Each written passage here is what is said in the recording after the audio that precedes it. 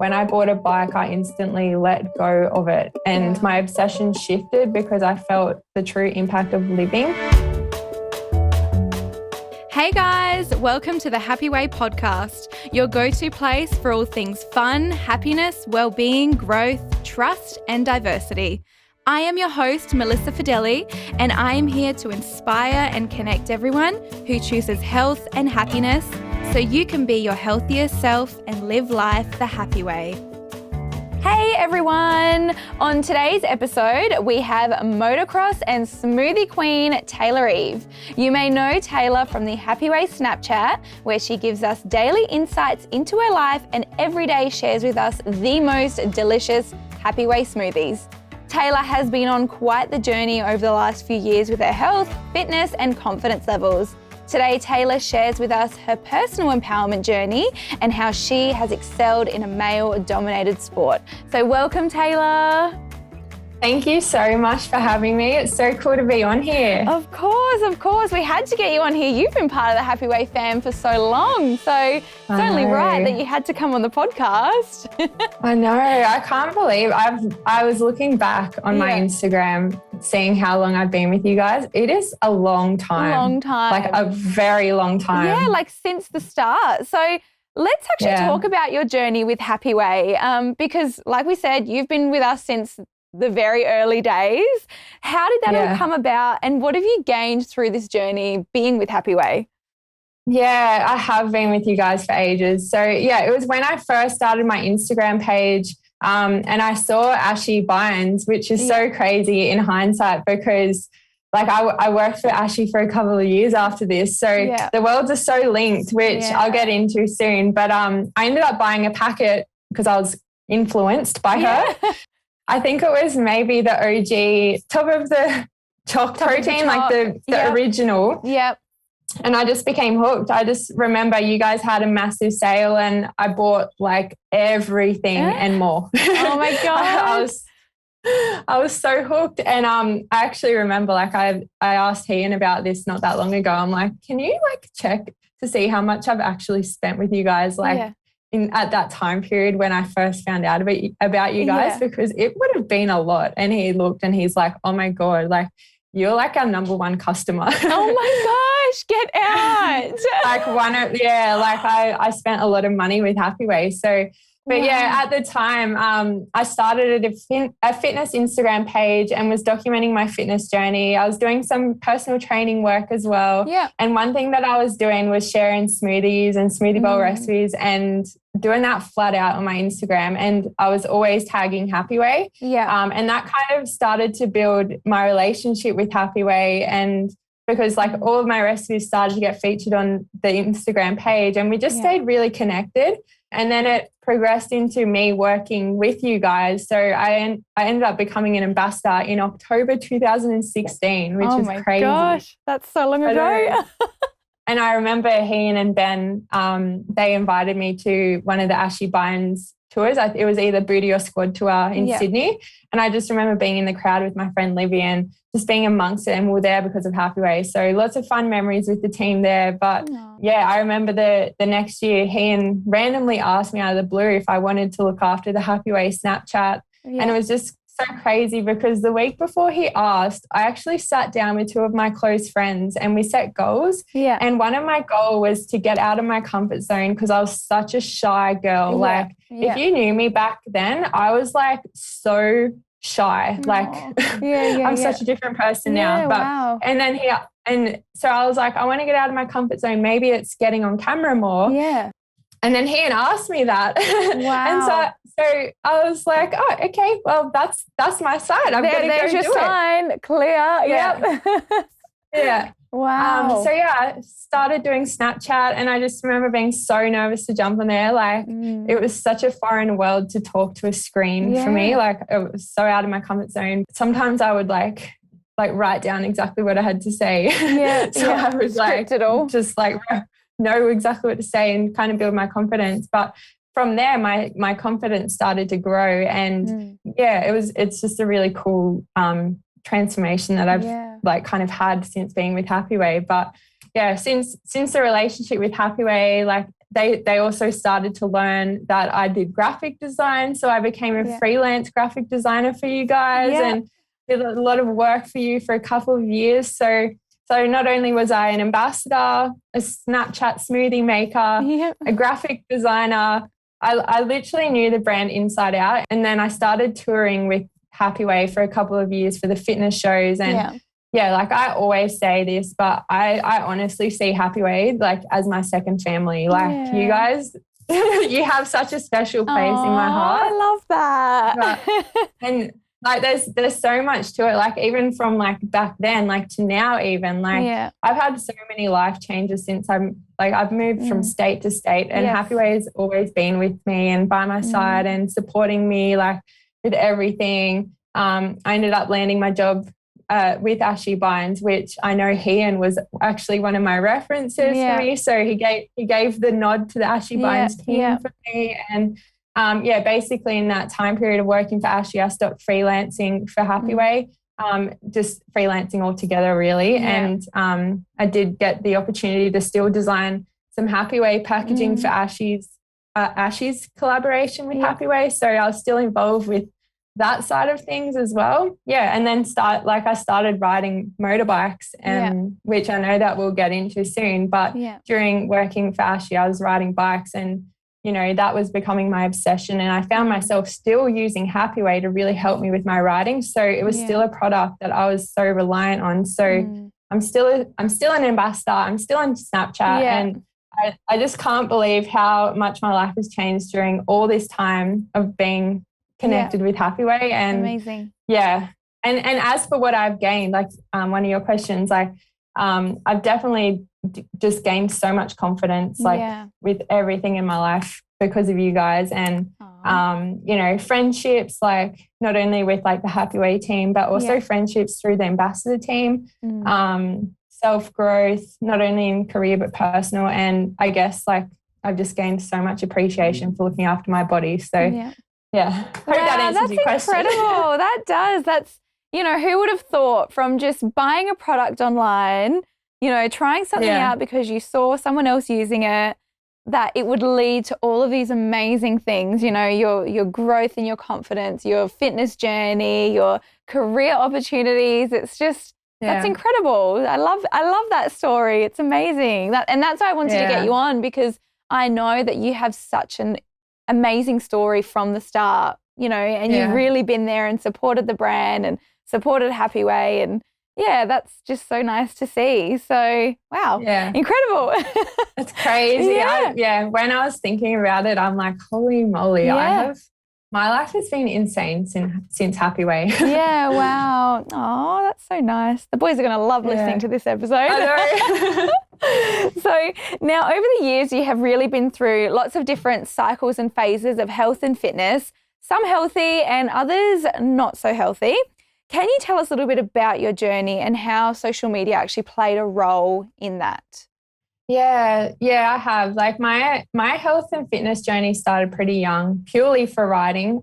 The only reason I started training was because I had to go to the AIS for a women's motocross camp when I was like 16, I think. Okay. Only like a few girls in Australia got chosen to go. So I was like, yep, I'll go. Like, and then I was like, hang on, what am I getting myself into? I need to be fit to go to this. So I joined the gym purely for that camp, and that's where it all started. So then as the years went on, I kind of become really obsessed with fitness, because I was like, okay, like now this is like something that I really enjoy. I really like training because of riding. And then I was turning to social media and I was like really getting obsessed with it. And it kind of became like a really unhealthy obsession. I started watching and comparing myself. So I actually like don't recommend this, but I started to train like 3 times a day. And it was so bad. But like I would walk up a mountain in the morning and like with weights on my legs, like to like enhance my heart rate. And I would literally every single morning I'd burn 600 calories. Like I was so obsessed with calorie counting. And then after work for the day, I would go to the gym and do a strength session. And then right after the gym, I would do a boot camp session. So Wow.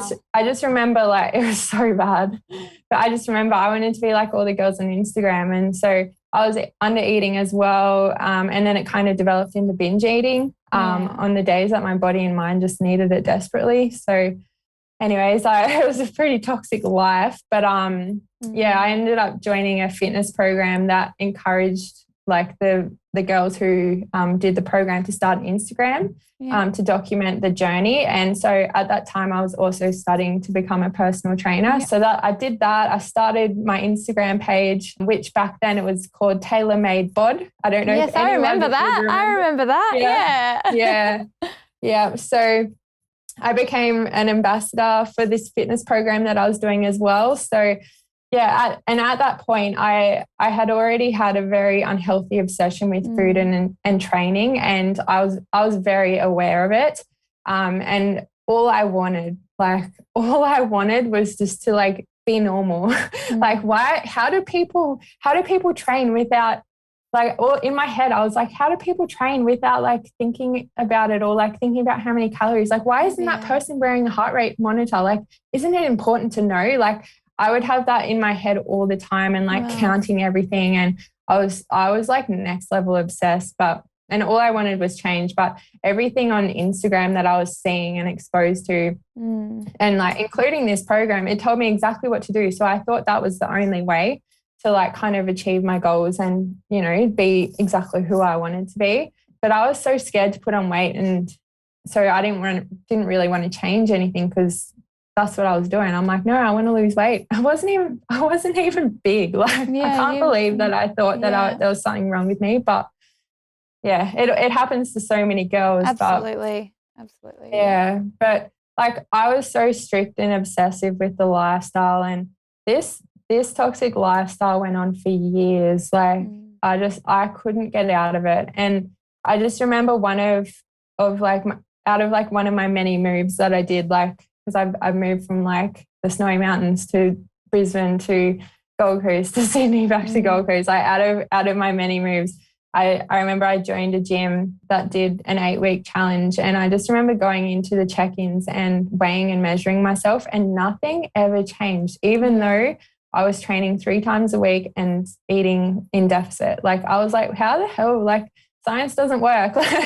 And so then I was like, you know what, I'm going to go see a naturopath. And I went to see a naturopath, and she told me like to stop all the overtraining and under eating, and most of all, just change my lifestyle. So one of the things that like I used to suffer with was like really bad anxiety. So I would literally wake up and my heart rate would be like just racing. And it was the same thing like going to bed. Like, I was like, what the hell is wrong with me? So yeah, I had heaps of tests. My cortisol was through the roof. It was so high. So yeah, it was all about like my lifestyle that was causing that. And obviously, like, you know, not fueling my body in the right way and training too much. Like, my body, I was literally drilling myself into the ground. So so my lifestyle, it was just training. It was a lot of work. I was taking on a lot of pressure, like with freelancing plus like my side hustles. And then I just had a lot of pressure on myself and a lack of self-love, comparing myself still every single day. And it was just a toxic life. And the worst part about it, nobody knew that I had this going on. Like, people were coming to me for inspiration and help. And, you know, like I was just, it was such a hidden thing. Like, I didn't tell anyone about my issues kind of thing. But I ended up, like, during that whole time, like, I ended up breaking up with a guy that I was with for 12 years. After, like, shortly after seeing the naturopath, I broke up with him because he, like, even just being with him, like, I was putting so much pressure on myself to be perfect for that as well. And as soon as like I ended things with him, it was like a fresh start.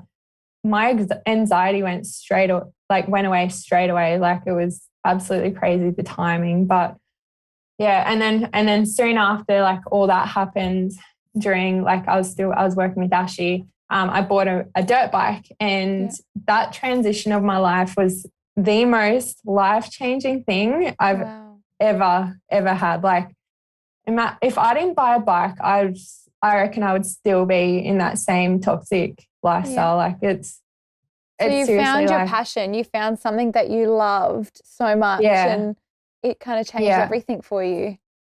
Yeah, exactly. And, you know, it transformed me into, like, you know, getting sick of being someone I'm not into being someone I am. And eventually it developed into a love for living life to the fullest. And I honestly feel like during those years I spent obsessing over what I looked like was such a waste of years. Like, it stopped me from living. I never wanted to go out for dinner with friends. I never wanted to socialize. I spent so much time food prepping and like I was so obsessive and like I was so careful with what I ate, and every single day I was obsessed with what I was going to eat next, and like, will this make me fat? And like, don't get me wrong, I learned so much about food. Like I learned so much about food, and I think like every girl has to go through that to kind of understand like what food can do for your body and everything. But it was just like a really unhealthy obsession, and it was a really restrictive lifestyle of dieting and training that kind of forced me to stop having fun and stop living. So when I bought a bike, I instantly let go of it, and my obsession shifted because I felt the true impact of living. And crazy enough, my weight started to drop off. Not that matters. Like, weight doesn't matter in my opinion, but it just started dropping off. And I was like, oh, what the hell? Like, I'm not even thinking about this, and it's just happening. And people started to comment on me, and I was like, oh, like, I didn't know that I was losing weight. Like, I'm not even trying to do that. Yeah, exactly. And like, I started to gain a healthier outlook on life just from riding. And to me, like, riding has saved my life. I honestly look back and I like who I used to be. I can't even recognize her. Like, I can't believe who I used to be. And I guess like how social media played a role in this, I didn't realize it at the time, but I honestly feel like my Instagram page back then, Tailor Made Bod, that is what kept my unhealthy obsession going. Like my page and that identity online was 100% fitness. So I was trying to live up to that 100% standard every single day. And like, I didn't even know that it was making it worse. And then as soon as I bought my bike, I made the decision to completely remove all of my fitness stuff off my page. Like I don't get me wrong, like I still love promoting, you know, training, like it's good for you. And I love sharing my recipes all the time. But I don't want to obsess over it like I used to, because I think, you know, I don't want the younger audience who follow me for bikes now to be like, oh, so I need to be really focused on this food that I'm eating and like, and training in order to be a good rider. Like, so I ended up like doing a massive cull off my Instagram, like, you know, removing everyone who has anything to do with food on my Instagram, like macros, for example, like everyone who promotes that, I'm like, delete. And and sometimes that's what you got to do. You got to cull. You got to just be a bit savage, and you don't mean it in a bad way. It's got nothing to do with these people, but it's like you can tell that I can fall into an unhealthy pattern and an unhealthy trap, and if I've got to make these steps and do these things to kind of stop that from happening. And for you, if it's unfollowing accounts that make you doubt yourself and make you, oh, there's your doggo. Hi. Do you want to see him? Yeah, I want to see him. Okay, hang on. Okay. Oh, little sausage dog. Hello. Yeah. Hello. What's his name? Oh, well, you'll probably laugh at this. Oh. Hang on. Okay, maybe put him down. Oh, wait. I'll show you the other ones. Oh, no, they've just run out. Okay. His name is Plankton. All right, he's here. Guys, if you are not watching us on YouTube, go and watch us on YouTube so you can see how cute these dogs are. Oh, how cute. Oh, he's got blue eyes. One blue eye and one brown eye. One blue and one brown eye. Oh, my gosh. Oh, hello. So sidetrack. Sidetrack. That's completely fine. It happens. I love that journey that you went through health. And I think you said something about you weren't living, you weren't living until you bought that dirt bike. And it's, as women, young women, like we can spend so much time obsessing over a certain aesthetic. We follow accounts and we see these girls and they look amazing and like, yeah, that's great for them. But if we're going to live our life to look like someone else and to be like someone else and to, fulfill this unrealistic standard of beauty, we're never actually going to live. And that's what you said you were doing. You were trying to fulfill that aesthetic and nothing was changing for you. You were just becoming more anxious. You were getting more down on yourself. Your confidence was low. And it wasn't until you turned around and you tried something different and you did something you actually enjoyed that everything in life fell into place. And it's like, that's what happens when you're your true self and you're authentic and you do your own thing and you don't worry about what you see online. And I think one thing I always say to people is, what you see on someone's social media is the 1%. It's the edited, it's the flashy, it's the happy version of their life. And I know people sometimes get on there and they cry and they say, but it's still not their whole life, and it's, you have to take it with a pinch of salt and be like, great, that person's got a beautiful body, they love fitness, but this is what I love and this is what I do and this is me. And that's okay as well. And I think, that's what you did. And then look at what happened with your life. Everything changed. Yeah. Everything got so much better. And I think that's such a good lesson to take from this is that we need to live for ourselves and find the things that truly make us happy, not the things that we think should make us happy in life. So yeah, exactly right. Great story. I really, really loved that. So so you are an influencer yourself. You have a pretty big following online. And you said you still love health and fitness, so you do promote it a little bit. However, how do you do that so it's inclusive, so it doesn't lead people down this rabbit hole of, I need to look like this, I need to do this, or, I need to count this. How do you get rid of that Fitspo culture and just make it normal and realistic? Yeah, well, to be honest, I like what you said, I would never, I don't want to be called the fitness influencer. And, if someone came to my page, it doesn't really look like a fitness page kind of thing anymore. Like it used to be. I try not to share that lifestyle. And as I said, I'll share my F45 sessions because I love that, and my Happy Way recipes to promote the love for that. And that's exactly how I do it. I promote the things that I love. If you love a way of training, do that. If you love a recipe, do that. If you love moving your body in the form of riding a dirt bike, do that. And I think when you're doing things that you don't love and you're doing it for the outcome instead, the way that you look, that's a life that you won't be able to maintain, because when you love it, it's easy to do. So absolutely. I jump out of bed to go riding, and that itself is the biggest workout. But I genuinely don't see it as being a workout. No. Riding is so hard. There's 100 kilos underneath you, and that is a lot to handle. I've actually had my heart rate monitor on a ride before, and because I was so curious, I was like, I wonder how many calories and how much energy you actually burn during a ride. And it was an average ride day is around 1,000 calories burned. So wow, that's insane.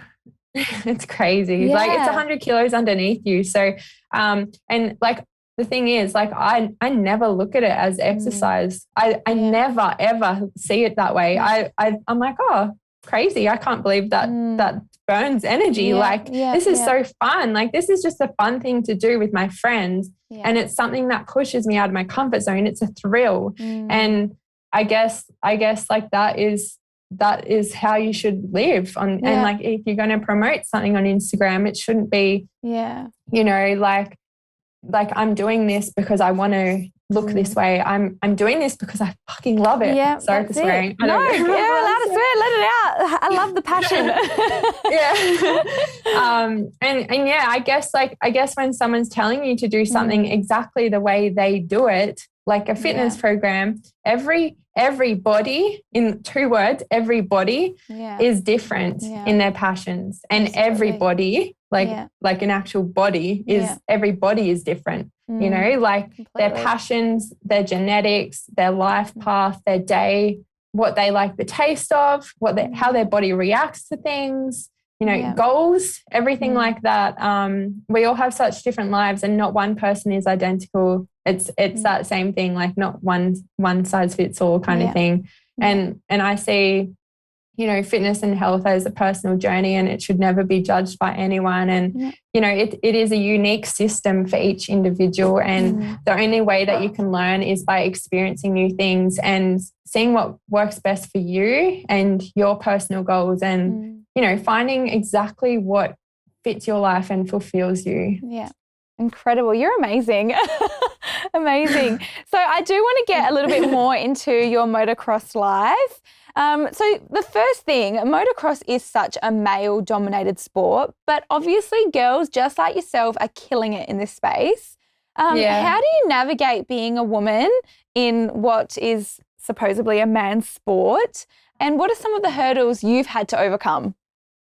It is definitely a male-dominated sport, and I just have fun. But I guess the only way I navigate it is just by doing it. And something like you mentioned, like it's a woman in a man's sport. Like I have developed a mindset that no, I'm a woman in a sport. Yeah. Like not even a man's sport. No. Like there are more men that do it, but it's a sport, and not just one gender owns it. And I think it's like any sport, like there's some like dancing might be a female sport, but like we don't judge the guys who do it, so I've just that's how I see it. And like I have it is what it is. Yeah, exactly. And I actually had I'd had like a girls can ride event, which actually Happy Way was one of the sponsor of that. So beautiful. But I had a girls can ride coaching event, and there was one girl, Taylor McCutcheon, and she is faster than most of the guys out there. So girls, like she is proof that girls are dominating, but because there are less of us, it does make it tricky for us to like be taken seriously for sure. But I think there is a new level of girl riders out there who just do it for fun, whatever their ability, beginner or girls who have been riding their whole life. It's just starting to become normal to see them out there, which is so cool. Yeah. Something that I face. I had a comment on one of my social medias, like I always get this, like someone always says, finally, a girl that can actually ride. And that kills me inside, because like, a normal person would take that as a compliment and be like, oh, thank you for the compliment. Yeah. But I see it as such an insult to the girl community, because, the comments usually are implying that, oh, you're the first girl to actually show that you ride, and you're not just posing with the bike, like, and the thing is, like, I usually pay videographers to film me riding because it's just what I do on social media. Not everyone has that as a priority. So it's hard to get anyone out on the track to show that girls can actually ride, And I think those comments really get girls afraid to get out there on the track because they have this like identity of just posing and they can't ride. So they kind of start to believe those negative comments from people. And I just think like every single girl can ride, no matter what their ability. Nobody is born a pro, and these girls can still physically ride. Like, I always think like give these girls a break, because how else are they going to learn? Like I support every single girl rider, no matter what level, and I cheer on everyone, because any girl that gets out there on the track is a rider. Like and they could either sit at home and not ride at all, like. So but I think that's like something that I know that a lot of girls struggle with, and it really like kills me inside when I see those kinds of comments. Of course. So despite the challenges, what pushes you to keep going, and how does staying positive and putting your mind to success in this sport actually help you? So, what tips do you have for other women who may have taken up riding and maybe they're feeling the pressure, or they're feeling like, oh, I don't know, and they're ready to throw in the towel? What would you say to that girl? Yeah, I guess the thing that keeps me going is that it's just so fun to me, and that's my biggest why. So I guess like what I would say to a girl is like, don't don't forget why you're doing it. You're not doing it for anyone else, you know? Yeah.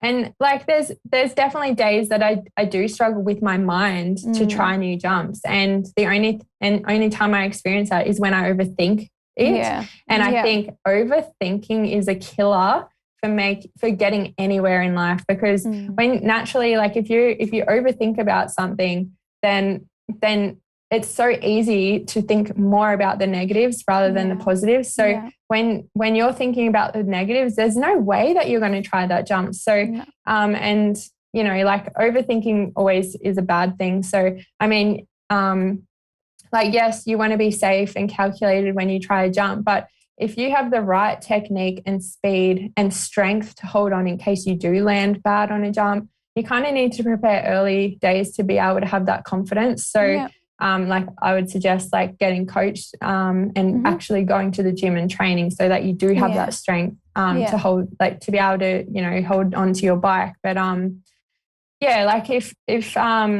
like overthinking comes when you've never tried something before, and it's the what if I come up short and land bad on this jump and hurt myself, and that can really stop you from getting out of your comfort zone. So I guess my way around that is to just dismiss those thoughts and commit. Yeah. I've become really good at blocking out negative thoughts where they've almost numb to me now. Yeah. I don't think about anything. It's crazy. Great.